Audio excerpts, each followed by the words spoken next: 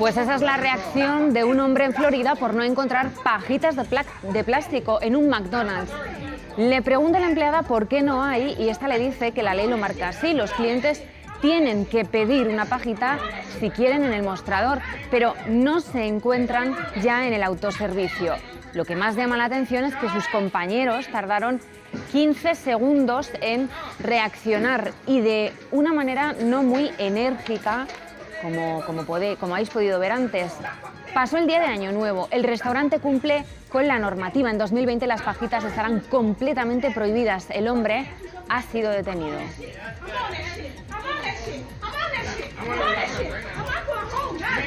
Pues hoy tenemos que lamentar el primer asesinato por violencia machista. Un hombre ha matado a su novia a puñaladas en Laredo, en Cantabria. Ella tenía 26 años. La policía recibió una llamada de emergencia a las 4 de la mañana. Cuando llegó tenía diversas puñaladas en el tórax, pero no consiguieron reanimarla.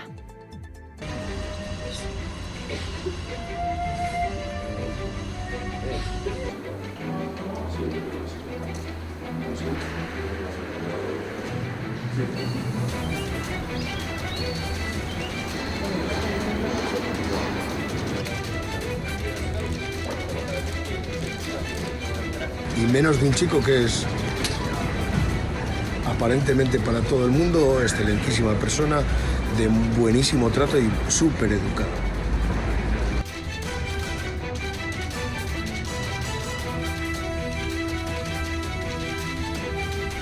Jamás abandonaremos el compromiso por erradicar la violencia machista. Alto y claro, todos y todas, unidos para poner fin a la violencia de género. Os queremos vivas.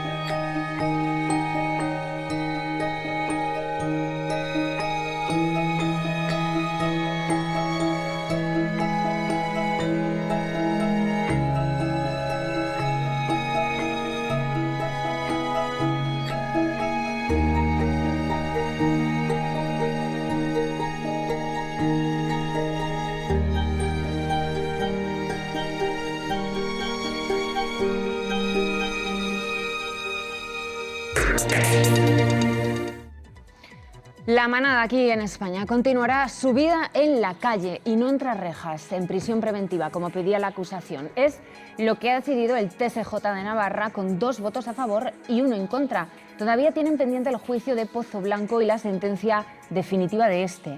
Para los juristas consultados por Público TV, el voto particular tendrá que ser determinante para la última palabra, que corresponde al Tribunal Supremo. Se sustenta perfectamente en el plano jurídico. Un voto particular con suficiente peso jurídico como para que la puesta en libertad de la manada esté en entredicho en los mentideros de la justicia. Resulta procedente apreciar la prisión provisional por el riesgo de fuga debido a la existencia de 2 sentencias condenatorias en sucesivas instancias en las que se ha impuesto una pena privativa de libertad suficientemente grave. Riesgo de fuga y una pena suficientemente grave como para que los acusados permanezcan privados de libertad. Son las razones del presidente de la sección segunda de la Audiencia de Navarra, el único voto de los 3 que se opone a que la manada siga en la calle. Los otros 2 defienden que han cumplido con las condiciones que se les impusieron. Durante el tiempo transcurrido desde que los encausados fueron excarcelados, han cumplido puntualmente las condiciones que les fueron impuestas. Los 5 abusadores sexuales continuarán con su vida fuera de la cárcel después de ser puestos en libertad el pasado 22 de junio y después de que cada uno de ellos pagase una fianza de 6.000 euros. En aquel momento, el clamor en la calle en contra de la decisión judicial fue unánime. Protestas en todos los puntos de España que reclamaban el fin de la justicia patriarcal. Ahora la Audiencia de Navarra se reafirma en un momento en el que la reforma del Código Penal para que el abuso sea considerado violación está sobre la mesa. Pues a continuación os contamos la cronología de un debate que hace unos meses no nos hubiéramos imaginado que podría llegar a producirse en la esfera pública. Un debate entre tres partidos de derechas que quieren llegar al poder en Andalucía de la mano. Un debate tan absolutamente insultante como preguntarse quiénes son las víctimas de la violencia de género, que equipara la violencia, ese debate machista, a la protección de las mujeres con otros aspectos de la actualidad como el independentismo, por ejemplo, en un país con casi 100 mujeres muertas por violencia machista al año. Una de las condiciones de Vox para apoyar el gobierno del PP en Andalucía es tumbar el pacto por la violencia de género, algo impensable hace tan solo unos meses. Hoy repasamos la cronología de los discursos de los políticos implicados. Todo comenzaba con este tuit del líder de Vox en Andalucía. Vox no aceptará los acuerdos firmados por PP y Ciudadanos para impulsar leyes de género en Andalucía. Crece y condiciona su apoyo al PP, lo hace ni más ni menos que con las leyes que velan por la seguridad de las mujeres. El PP, incómodo, responde: Nuestro compromiso contra la violencia es innegable. Fue el Partido Popular el que, estando en el gobierno, promovió el pacto contra la violencia de género, que se dotó con 1.000 millones de euros para luchar y combatir esta lacra por todos condenable. El PP se comprometió a financiar el pacto contra la violencia de género con 200 millones de euros, pero en el borrador de los presupuestos solo incluyeron 120 millones de euros menos. Fue después de la presión de los grupos en mayo de 2018 cuando finalmente accedió y decidió incluir estos 200 millones. Para que se hagan una idea, los 20 millones destinados a los ayuntamientos han llegado con un año de retraso, en diciembre ya de 2018. Lo que no vamos a permitir es que se utilice la tragedia de las mujeres para que algunos lobbies feministas estén haciendo negocio. Tras la oleada de avisos del partido de extrema derecha, García Egea evita aludir directamente a las mujeres. Habla de víctimas e inocentes, sin género. La violencia, ejerza quien la ejerza y se ejerza contra quien se ejerza, es algo que todos tenemos que combatir y que las leyes deben estar ahí precisamente para proteger a los inocentes. Va a haber negociación con Vox como ha habido con otros partidos en otras regiones. 5 minutos después, su vicesecretaria de Comunicación equipara el 1 con la violencia machista.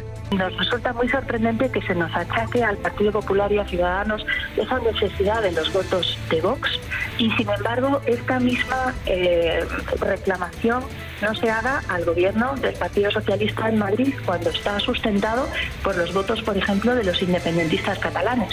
Desde Ciudadanos prefieren mantenerse al margen y aferrarse a su pacto con el PP. Desde luego, el pacto es un pacto entre Partido Popular y Ciudadanos y no se va a cambiar por estas declaraciones.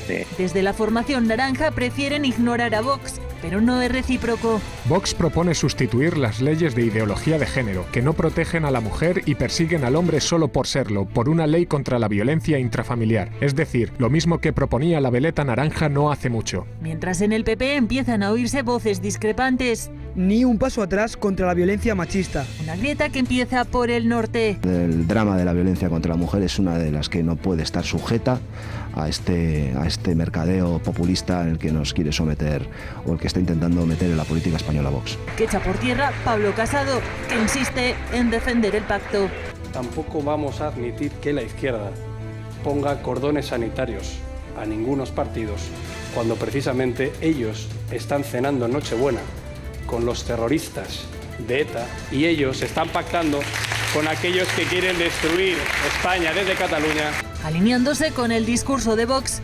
No se puede hablar de violencia si se ejerce contra un determinado género o una edad, si se haga contra mujeres, contra ancianos, contra niños. En contra de su aliado, Ciudadanos. Si Vox va en esta línea, que tenga por seguro que Ciudadanos lo va a tener de frente, ¿no? Estos, por el momento, se niegan al pacto.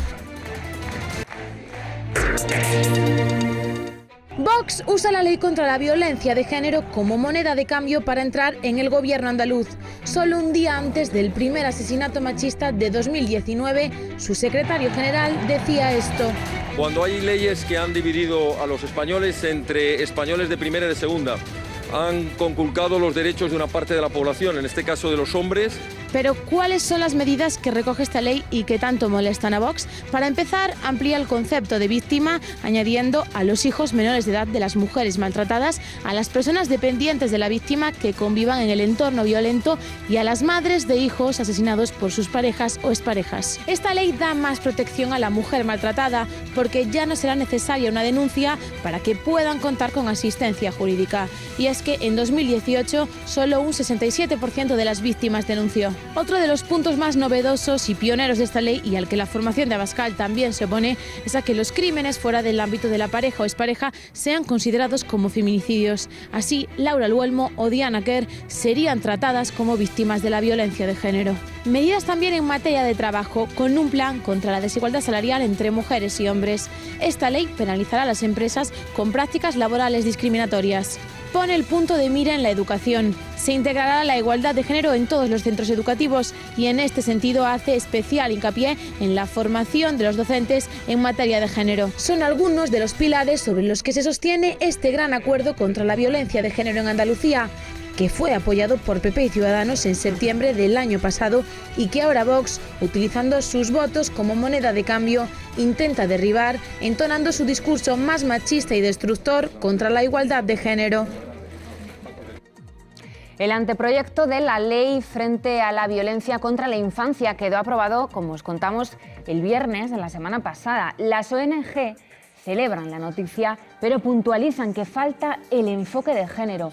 Las niñas sufren violencias específicas. Sabemos que en 2016 más del doble de casos de violencia familiar contra los niños la sufrieron ellas. Casi 4.000 casos. El acoso callejero, los matrimonios forzados, la violencia sexual son situaciones que sufren más las niñas que los niños. Se ha aprobado el anteproyecto de ley contra la violencia a la infancia y hemos hablado con una de las ONGs que más ha participado para que se lleve a cabo esta iniciativa. Llevamos muchos años luchando para que España tenga una ley de protección de la infancia contra la violencia.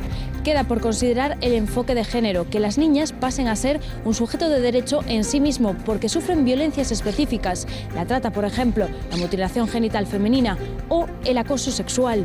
Que tienen una doble discriminación por su edad y por su género. Son las que más sufren el acoso callejero, por ejemplo, en la adolescencia, y son las que son víctimas de trata, son víctimas de matrimonio infantil forzado, son víctimas de mutilación genital. O sea, hay muchas formas de violencia que sufren específicamente las niñas. El año 2016, más de 3.700 denuncias fueron por violencia hacia las niñas y más de 1.700 denuncias por violencia hacia los niños. Eso quiere decir que 2 de cada 3 víctimas de violencia familiar son niñas. O la violencia sexual. Casi la mitad de las agresiones sexuales que se cometen en el mundo son contra niñas menores de 16 años. Pasa lo mismo con la trata. 33 víctimas de trata menores de edad en 2016, todas fueron niñas.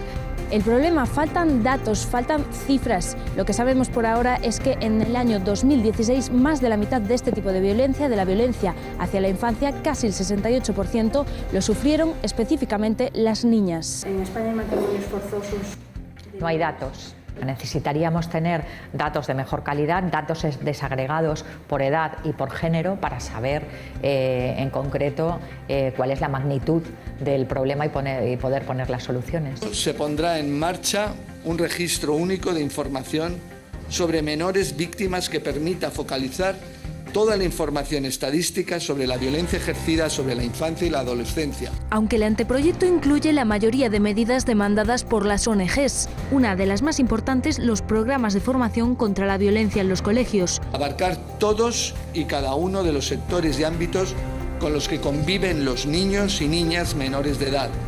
Familia, educación. Otro logro, aumentar la prescripción del abuso a menores para que empiece a contar a partir de los 30 años. Medidas necesarias para conseguir erradicar la violencia contra las niñas y los niños.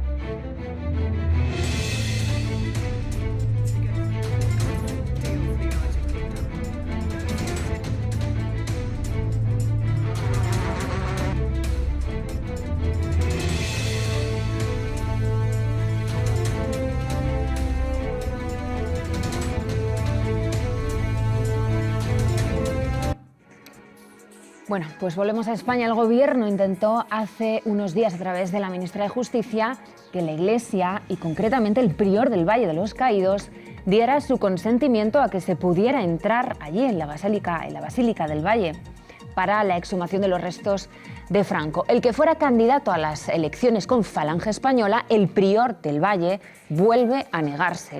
El culebrón continúa y nosotros nos preguntamos hasta qué punto puede decidir esto la Iglesia y no el Gobierno, que emana de la soberanía popular cuando se trata de un dictador y de una deuda con la ley de memoria histórica. El prior del Valle de los Caídos se niega a que se exhume a Franco. La respuesta llega 2 semanas después de que la ministra de Justicia, Dolores Delgado, pidiera autorización a la Iglesia para entrar en el templo. Estamos ante un lugar de culto y que está protegido la inviolabilidad del acceso, lo cual se necesitaría una autorización para acceder. Santiago Cantera argumenta que falta el consenso de la familia del dictador, a la que el Gobierno intenta notificar que se ha abierto el plazo de alegaciones sin éxito, porque el abogado de la familia se encuentra de vacaciones. Que lo que está haciendo la familia es obstruir el procedimiento intentando no ser notificada para que no corra los plazos del procedimiento administrativo. Un procedimiento que puede complicarse si finalmente la Iglesia no autoriza al Gobierno para entrar en la abadía. Si la Iglesia al final no obliga al prior o no autoriza la entrada para la realización de la exhumación, entendemos que seguiría vinculándose de nuevo a la dictadura franquista, de la cual fue un claro beneficiario. La respuesta del prior no ha pillado a nadie por sorpresa. Lo del prior era esperable, es un fervor militante de Falange Española. Antes de ingresar en la Orden de los Benedictinos, Cantera fue candidato a las elecciones generales en el 93 y a los comicios europeos en el 94 por el partido Falange Española Independiente. El Gobierno asegura que esto no frenará la exhumación del dictador. Esta materia se tramitará a los superiores del prior, que son los que tienen la responsabilidad. De hecho, el Ejecutivo podría presentar un recurso ante el Tribunal Supremo, aunque suponga ralentizar el proceso. Si hemos esperado 40 años, pues esperar unos meses más no es problema, al menos para este Gobierno. Se estima que la respuesta del Tribunal Supremo pueda tardar varios meses.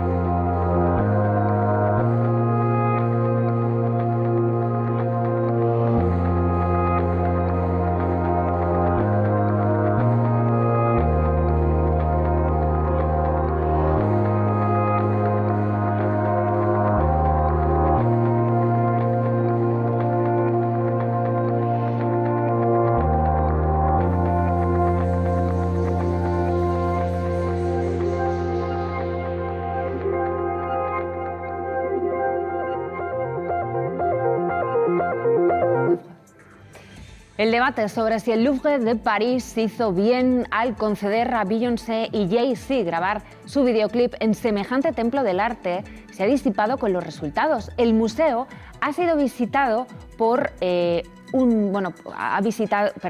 museo más visitado del mundo ha batido su propio récord de visitas. Si queréis ir, que sepáis que podéis apuntaros a lo que el museo llama la Ruta Beyoncé, un paseo por las obras por las que pasó el matrimonio para grabar un videoclip que tiene ya más de 150 millones de visitas. Os dejamos con los Carter. Más información en público.es y todas las redes de Público. Hasta mañana.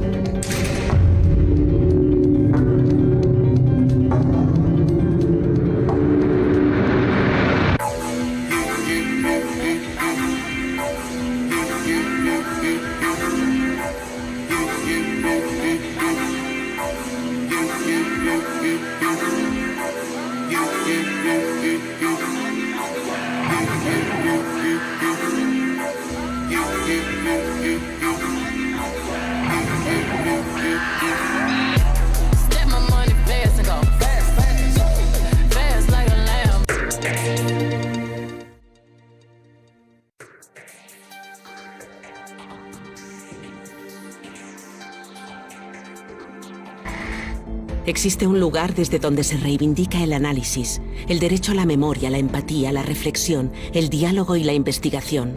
Un lugar en el que el periodismo se queda del lado de las personas, haciendo de la información conocimiento y arrojando luz donde los poderes ponen sombra. Únete a nosotros. Entra en comunidad.publico.es y descúbrelo.